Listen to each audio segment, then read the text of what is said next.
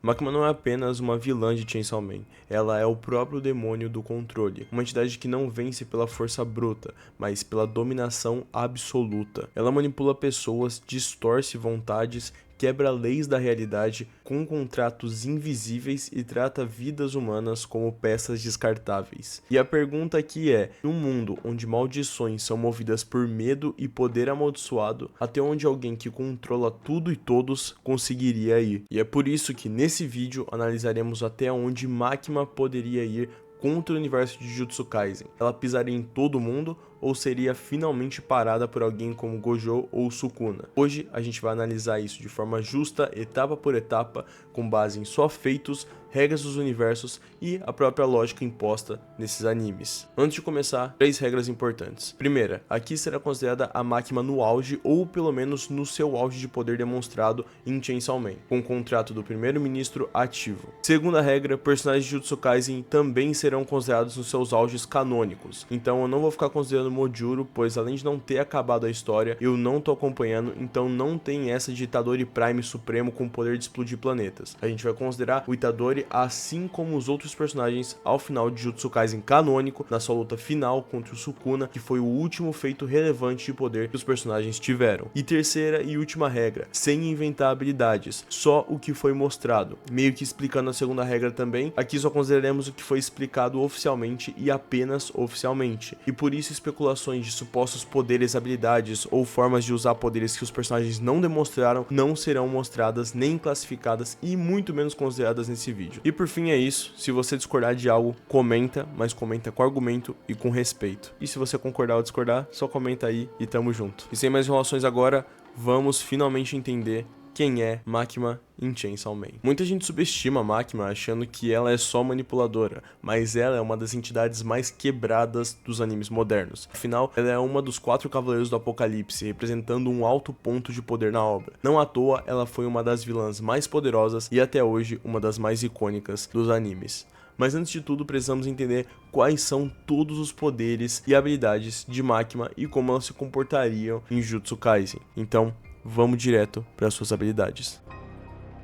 Habilidades físicas. Força imensa. A Makima possui uma grande força física, permitindo lutar eficazmente em combate corpo a corpo sem depender de nenhum de seus subordinados. A sua força foi grande o suficiente para conseguir subjugar a forma enfraquecida do Pochita e quebrar suas motosserras com seus próprios golpes. Além disso, ela também possui um olfato aprimorado. De acordo com Denji, a Makima diferencia os outros principalmente pelo olfato. Em seu primeiro encontro, ela foi capaz de detectar o Pochita, que ainda existia dentro do Denji, através apenas e exclusivamente do seu cheiro. Além disso, ela também possui uma alta inteligência, afinal de contas a Makima demonstrou ser uma pessoa extremamente inteligente, mesmo sem usar seus poderes demoníacos, ela é muito astuta e manipuladora.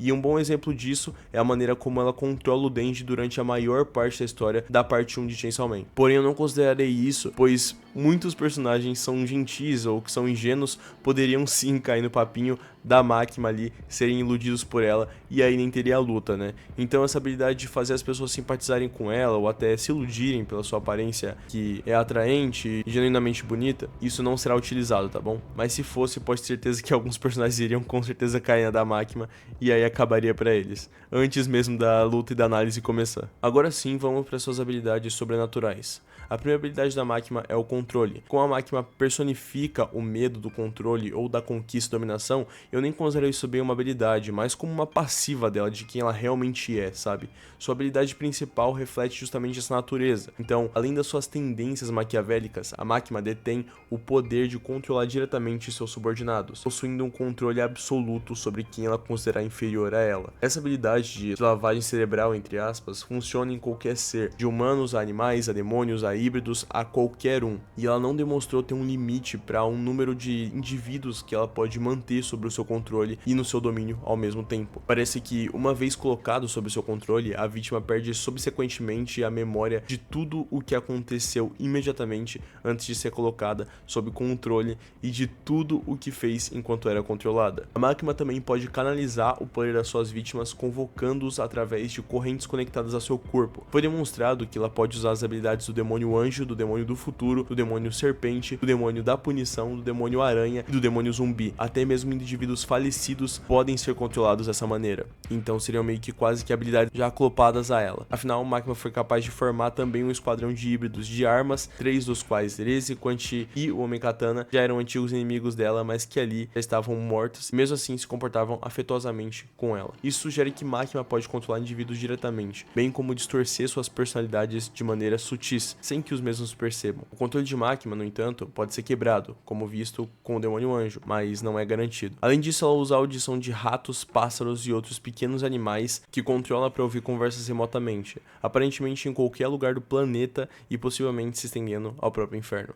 Essa habilidade pode ser contornada comunicando-se de forma não verbal, como escrevendo em um pedaço de papel, por exemplo. E essa habilidade pode parecer inútil à primeira vista, mas na verdade ela é bem essencial. Afinal de contas, se o objetivo da Makima é vencer os feiticeiros Jujutsu Kaisen, ela deveria utilizá-los para escutar suas conversas, entender seus poderes e aprimorar ainda mais suas formas de derrotar esses personagens de Jujutsu Kaisen. Então sim, essa habilidade, por mais besta que pareça, é extremamente poderosa. Além disso, também foi demonstrado que ela controla um grande número de ratos, o que lhe permite viajar usando-os. Esses ratos podem então se agrupar para formar a forma de um humano e assim subsequentemente permitir que Makima seja transportada instantaneamente para esse local. Makima também pode ser invocada através do zíper da Prince, que pode movê-la da terra para o inferno ou para onde quer que o demônio aranha esteja. Ela demonstrou a capacidade de fazer com que outros ouçam sua voz colocando a mão na cabeça deles, mesmo que a pessoa esteja morta. Ela usa isso para comandar os demônios com os quais a pessoa tem contrato. Além disso, a Makima também possui a manipulação da força, ataques à distância sem contato físico. A Makima demonstrou manipular ofensivamente uma força invisível de várias maneiras semelhantes ao próprio demônio da escuridão. Essa força pode ser usada para danificar seus alvos fracos internamente, simplesmente olhando para eles. Dependendo da situação, ela pode usar esse poder de outras formas diferentes, como ela demonstrou fazer com que seu alvo seja esmagado por uma força invisível a longas distâncias.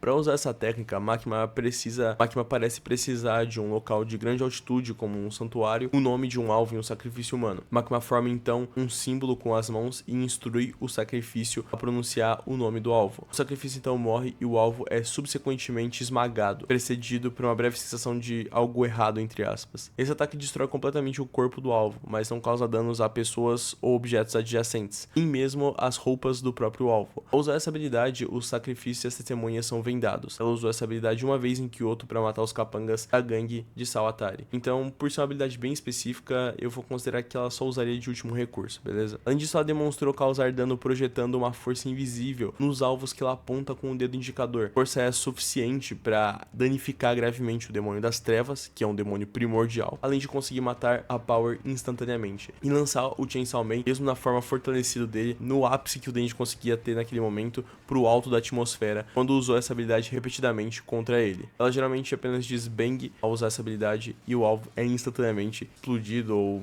arremessado, o que quer que seja. Além disso, ela demonstrou também remover as cabeças de seus alvos nas proximidades a curta e média distância usando apenas uma espada, que deve ser sim uma habilidade dela, assim como ela consegue destruir seus alvos remotamente. Além disso, ela também possui o contrato, todo o dano fatal é transferido para cidadãos do Japão, e esse é o contrato que ela fez com o primeiro-ministro, garantindo ela praticamente pouco mais de 100 milhões de vidas. Manipulação psicológica e estratégica em níveis absurdos, imortalidade funcional, porém limitada, não uma regeneração comum. Na prática, você não mata a Makima, você mata o Japão. E considerando que tanto em Chainsaw Man quanto em Jujutsu Kaisen se passam no Japão, mano, é complicado. Mas de forma realista, conforme ela fosse lutando contra os feiticeiros, ela nem sequer precisaria vencer. Apenas de morrer, outros feiticeiros Jujutsu morreriam também. Mas como estamos considerando que o universo é o Jujutsu Kaisen e que o contrato só afetaria não feiticeiros Jujutsu Kaisen, então terá batalha. Até porque assim o vídeo fica mais emocionante, né? E das habilidades da Makima são isso. Agora vamos comparar os sistemas de poder. Em Chainsaw Man, o poder é igual ao medo, as entidades conceituais e contratos que burlam lógica física. Em Jujutsu Kaisen, a energia é a energia amaldiçoada. Técnicas têm condições e limites claros, e expansões de domínios não são equivalentes à invencibilidade absoluta. Como foi dito no vídeo da Frieren, se quiser depois vai lá dar uma olhada que ficou bem da hora também, não é porque alguém tem domínio que automaticamente vai acertar e é GG pro personagem. Muitos personagens têm uma velocidade absurda que garantiria uma certa imunidade a domínios, então não é imediato. Se usar uma expansão de domínio não é vitória garantida. E vendo esse vídeo aqui e depois vendo da Frieren, se você complementar os dois vídeos, você vai ver que fica bem completo e que as informações ditas aqui HQ e as informações ditas lá podem sim conversar diretamente, e aí fica bem melhor de se assistir. Mas aí vai de você querer ver ou não o vídeo. Vamos continuar com esse aqui e vamos voltar para análise. Como eu tava dizendo sobre a expansão de domínio, por mais que elas sejam sim habilidades muito poderosas, elas não são vitória absoluta. Afinal de contas, a própria Makima mesmo joga fora do sistema de Jujutsu. Ela não respeita a regra nenhuma de custo-benefício. Então, tudo o que a Makima fizer será considerado como as próprias regras que ela submete no próprio anime de Chainsaw Man. Isso não quer dizer que ela não vai ser afetada por uma expansão de domínio, apenas que ela não joga com base nas condições e restrições impostas nos feitiços de Jujutsu. Ou seja, os poderes da Makima são da Makima de Chainsaw Man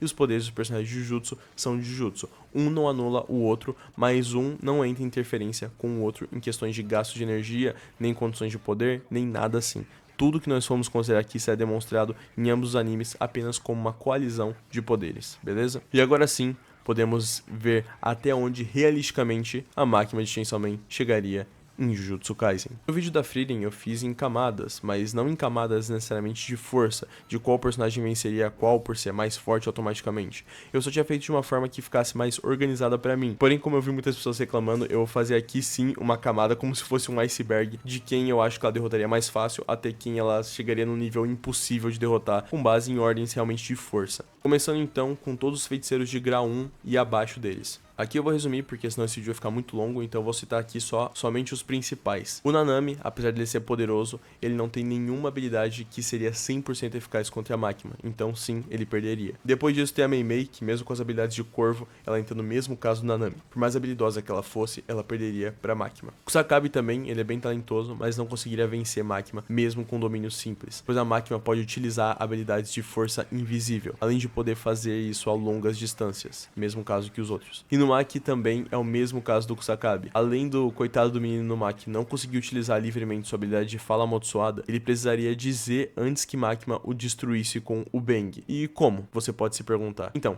sobre a velocidade de Makima, a velocidade dela não é medida em quilômetros, mas sim em termos de feitos sobre-humanos, pois nunca foi dito e provavelmente nunca será dito em animes a velocidade dos personagens, principalmente em Chainsaw Man, qual a velocidade eles se movem, porque essas coisas são frequentemente irrelevantes nos animes e mangás.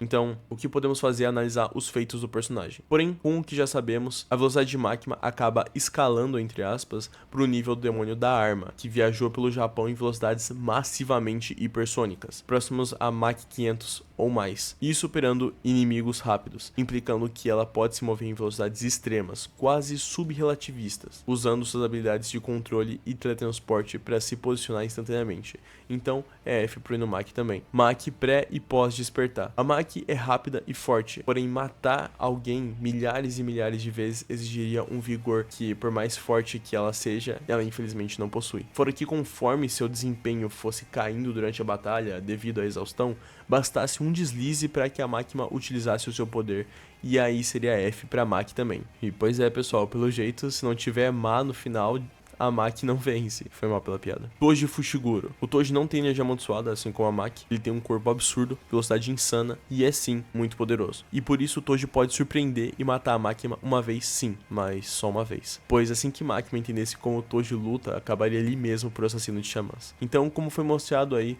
nenhum deles tem como lidar com a imortalidade indireta, mas o controle de Makima. Então, ao longo da batalha, eles se desgastariam ao ponto de simplesmente sucumbirem ao controle dessa demônia que é a Makima. Agora vamos para os espíritos amaldiçoados especiais. Afinal de contas, os outros espíritos amaldiçoados, nenhuma das maldições conseguiria passar. Jogo, ele tem poderes sim, muito destrutivos, mas bastasse um deslize do mesmo, que ele iria de F também. Hanami, ela se descuida muito, como foi visto na sua própria luta contra o Gojo. Então aqui cairia no mesmo caso contra a Makima, explodida por uma força invisível. Dagon, se a expansão de domínio dele fosse ativa, ele até poderia durar um pouco mais na luta, mas sem isso, ele não teria a mínima chance. Essas maldições, elas batem forte, mas não tem como finalizar a Makima, muito menos rivalizar com ela em velocidade e poder bruto. Então, F pra eles. Agora, o Mahito, um caso que gera muita questão de polêmica e perguntas. O Mahito é perigoso sim, mas aqui ele perde feio. A Makima não tem medo e provavelmente veria Mahito como inferior a ela, afinal ela derrotou maldições de poder bruto muito maior e sem o menor esforço. Ataques de Mahito não ignoram contratos conceituais, então ele é suscetível a ordens e não conseguiria quebrar suas habilidades. ela pode simplesmente ordenar a morte dele e pronto. O Mahito morre sem entender o que aconteceu. E assim como foi no vídeo de Frieren, alguns podem argumentar que na expansão de domínio dele, ele não precisa tocar para infligir dano à alma. E sim, de fato, isso é verdade. Mas pessoal, vocês literalmente esqueceram que tanto a Makima quanto a Frieren estão em velocidades altíssimas, tanto de resposta quanto de corpo. Então, para o Mahito conseguir usar sua expansão de domínio, ele precisaria de uma brecha inexistente, tanto contra a Frieren quanto com a Makima, que apenas explodiria ele em instantes, não teria brechas para utilizar essas habilidades. E sim, nessas lutas, tempo é muito importante, pois a velocidade está diretamente ligada a isso. Agora, confrontos mais difíceis. O Hakari eu coloquei aqui considerando que ele acertasse muitos jackpots e conseguisse rivalizar com a Makima com a sua energia infinita, pelo menos por um tempo, mas aqui seria uma luta apenas se ele precisasse segurar ela por algum tempo, pois caso contrário ele perderia 100%. E abaixo do Hakari nenhum outro personagem vence dela também. Kinjaku. O Kinjaku não derrota a Makima, mas por quê? Não tem nada que burle a imortalidade conceitual, nem Uzumaki, nem maldições especiais, nem domínio, tudo é para causar dano. Já a Makima pode esmagar ele à distância, controlar ele se o considerar inferior, matar o corpo hospedeiro, e aí simplesmente acabou. Kinjaku morre antes de entender como ela funciona. Já sobre o Takaba, o mais polêmico. Se ele venceria ou não a Makima, sinceramente pessoal, depende. Mas tende a derrota. Eu não citei o Takaba em detalhes no vídeo da Frieren, porém, como muitas pessoas querem saber mais do nosso comediante favorito de Jujutsu Kaisen, eu decidi detalhar ele melhor nesse vídeo. Então, bom, vamos aos fatos. Takaba é perigoso porque sua habilidade distorce a realidade. Se algo for, entre aspas, engraçado, aquilo simplesmente acontece. O problema é que o Takaba não tem intenção de matar ninguém. Ele não entende a própria habilidade completamente. Ele não tem noção de conceitos como contratos ou a própria imortalidade. Já a Makima não reage de forma exagerada, não entra no, entre aspas, jogo cômico dele, e ela simplesmente poderia matar à distância sem espetáculo. Resumindo, tanto ela quanto a Frieren não entrariam nem sequer na zona do e se com o Takaba. Seriam ataques à distância mortalmente fatais, instantâneos. O Takaba só vence se ele achar engraçado que Makima morra permanentemente, e entendeu o suficiente para isso. E isso é extremamente improvável, dado ao tempo mínimo que o embate duraria. Então o resultado mais realista seria que a Makima vence por execução fria. Higuruma, outro que não derrota a Makima. O Higuruma depende de tribunal, confissão e conceito de culpa individual. Como muitos comentaram no vídeo da Frieren, também no tribunal, a pessoa perde os poderes sim, porém ainda assim existem problemas graves para ele, tanto contra a Frieren quanto contra a Makima. O contrato da Makima não é um crime, ela não executa diretamente, mas poderia ser considerada culpada sim. Isso imaginando que Higuruma conseguisse acertar sua expansão de domínio. Mesmo sem técnicas, a imortalidade ainda ativa, pois isso é um contrato e não uma habilidade que ela possui. Força física absurda também é passiva dela, então isso não muda. Um controle mental ainda possível, pois isso não é uma técnica. Ao que tudo indica, isso é da própria passiva da Makima. Então, enquanto ela é um demônio, ela controla e ponto. Aqui, o máximo que ela perderia de poder, entre aspas, seriam suas técnicas tipo o Bang e só. Mesmo se ela perdesse poderes, hipotético, não existe método de execução permanente justamente pela imortalidade, e a espada do carrasco some assim que acerta o alvo e a sentença se desfaz, pois a espada entenderia que a sentença foi realizada, ao que tudo indica. Então a Makima venceria. Hajime Kashimo, outro personagem que gerou muita polêmica no vídeo da Frieren. Ele também, assim como a Frieren, não derrota a Makima. O Kashimo é extremamente ofensivo, rápido, letal em curto prazo. E sim, muitos apontaram um ponto interessante no vídeo da Frieren. Ele está acima do Hakari, pois seu poder total só foi demonstrado contra o Sukuna. Porém, mesmo ali, você percebe que o poder ofensivo, por mais que aumente, não muda exorbitantemente, ao ponto dele simplesmente, sei lá, se teletransportar e speedblitzar o Sukuna, por exemplo, em velocidade bruta. Ele ainda permanece em uma velocidade próxima à da luz. E se ele rivalizou com o Sukuna, outro personagem que a Frieren também chegaria a rivalizar, é fácil imaginar que ela subjugaria ele, assim como vai acontecer agora contra a Makima. E é por isso, pessoal, que temos que considerar que ele só causa dano, ele não apaga a existência, ele não sela e ele não ignora contratos conceituais. Com resultado, ele mata a Makima centenas de vezes, ela sempre volta. Uma hora, ele cansa inevitavelmente, ela esmaga ou controla ele, e acabou a luta. Uma brecha sequer, e a Makima vence. Então a vencedora aqui também seria a Makima. Agora, sobre outro personagem que muita gente quer ver, muita gente pergunta, o Itadori Prime. Muita gente fala sobre o Itadori em Mojuro, mas eu nem sequer vi ele aparecendo. Eu pesquisei e parece que só tem um painel que supostamente mostra ele, então não dá nem pra considerar esse Itadori direito. Mas vamos considerar o Itadori Prime do final de Jujutsu Kaisen oficial, o que ele realmente tem. No seu auge, o Itadori tem um controle avançado de energia amaldiçoada, força física monstruosa, velocidade absurda, Black Flash consistente, consciência de batalha alta, resistência mental elevada graças ao Sukuna e ao Mahito, e tudo isso em combate direto e muito mais outras habilidades que ele consegue ao final, tipo a manipulação de sangue. O problema central é que nada disso resolveria contra a Makima. Ela não perde por dano. Makima é quase um muro intransponível. Reforçando o essencial aqui, ela possui imortalidade conceitual, dano letal transferido para cidadãos japoneses aleatórios, e mesmo que Itadori pudesse matá-la 1000 vezes, ela voltaria as 1000 vezes. Além disso, ela também possui um controle de campo total, um controle mental, se ela considerar inferior, ataques que ignorariam defesa física. Então, resumindo, o Itadori não tem como apagar, selar ou burlar contratos se tratando da Makima. Por mais que muitos falam da habilidade de sangue do Itadori, pessoal, o Itadori nunca demonstrou, e conhecendo a personalidade do personagem, nem vai usar o sangue, como em Avatar, por exemplo, para imobilizar o seu alvo ou fazer ele sangrar de dentro para fora. Isso é totalmente real. O que ele pode fazer é lutar como o Chozo fazia, mas no máximo isso. Então, em cenários realistas, seria uma trocação franca com certeza de habilidades, seria bem da hora. O Itadori acertaria muitos golpes, mataria a Makima, mas ela levantaria novamente, e isso se repetiria até ele cansar, por mais que demorasse, pois o Itadori tem uma grande resistência e, considerando até a expansão de domínio dele, nada disso mataria a Makima ou a derrotaria para sempre. Então a derrota seria por exaustão e ponto. Mas aqui alguns podem considerar que talvez ele conseguisse pela sua resistência mental. Então, mesmo resistindo à manipulação emocional, o controle da Makima não é uma ilusão, é uma autoridade conceitual. Basta ela se ver acima dele e ela se veria. Mas e a alma? Makima já mostrou que dano à alma não resolve se o contrato não for quebrado. Assim como ela derrotou o Mahito, as habilidades do Itadori que envolvem a alma também não conseguiriam derrotá-la. Mas e se o Itadori desse um golpe absurdo? Não importa, pessoal. Não apaga a existência, não consome conceito e não impede transferência de dano. Ele não tem condição de vitória, só de luta. Yuta Okkotsu. A Rika é um problema real por possuir uma versatilidade absurda e muitas habilidades versáteis do Yuta, mas o Yuta pode matar a Makima 1000 vezes e ela volta 1001. Então o resultado seria que a Makima vence por desgaste e controle, não por força bruta. Ou até mesmo antes, se a Makima entender o padrão e todo o arsenal do Yuta, a luta não duraria tão mais que isso. Vitória pra Makima. Os únicos que realmente ameaçam a Makima seriam o Satoru Gojo e o Ryomen Sukuna. E vamos agora em detalhes. Contra o Satoru Gojo aqui o jogo muda. Os problemas para Makima são o infinito do Gojo, o domínio quase perfeito e as técnicas de selamento. Mas o Gojo não tem como matar o Japão inteiro. Ele não sabe do contrato de início. E ele também não é alguém que mata civis em massa à toa. O Gojo pode derrotar a Makima, mas não finalizar. Afinal de contas, se ele fosse o tipo de pessoa que mata figurantes, ele teria simplesmente usado a expansão de domínio dele ali no metrô e acabou pra todo mundo. Então o resultado realista seria um empate narrativo ou um conflito infinito, até que algum dos dois ceda. Isso seria muito maneiro de se ver. Contra o Ryomen Sukuna, 20 dedos, no final de Jujutsu Kaisen total mesmo em seus poderes, esse é o confronto mais perigoso em questões brutas, pois em técnica, com certeza, o do Gojo é o mais ameaçador. Os pontos fortes do Sukuna são ataques que cortam conceitos, inteligência cruel de batalha, ele não tem limite moral, e ele pode destruir cidades inteiras, simplesmente por querer. Se alguém pode burlar o contrato, esse alguém é o Sukuna.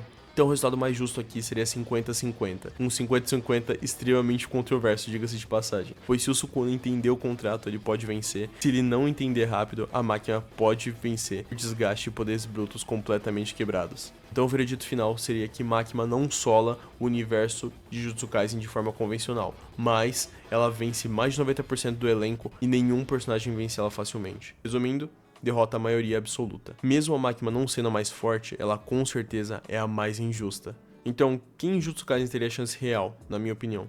Sendo honesto, pessoal, ninguém sem selamento absoluto ou apagamento conceitual poderia vencer ela. Talvez um Takaba consciente que treinasse e já soubesse como a derrotar, ou talvez uma entidade acima dos sistemas de contratos que talvez exista em Mojuro, mas aí é outro caso e com certeza assunto para outro vídeo. Então sim, a Makima seria um monstro aqui, no universo de Jujutsu Kaisen. Mas agora eu quero saber de você, a Makima ganha do Sukuna ou ela vira churrasco? Comenta, e se for reclamar, não importa como, faça, mas argumenta e com respeito. E se quiser o próximo vídeo, sei lá, Makima vs Frieren ou Makima vs Bleach ou qualquer outro tema, comenta aí para mais sugestões e fica de olho na aba comunidade para ficar por dentro dos próximos temas de vídeos. Ajude e apoie o canal como puder, se torne membro se você quiser fazer a diferença e me ajudar. E no geral é isso, pessoal. Espero que vocês tenham gostado desse vídeo. Um beijo e um queijo para vocês. Bebam água, agitem a postura, fiquem com Deus, pessoal, e até o próximo vídeo.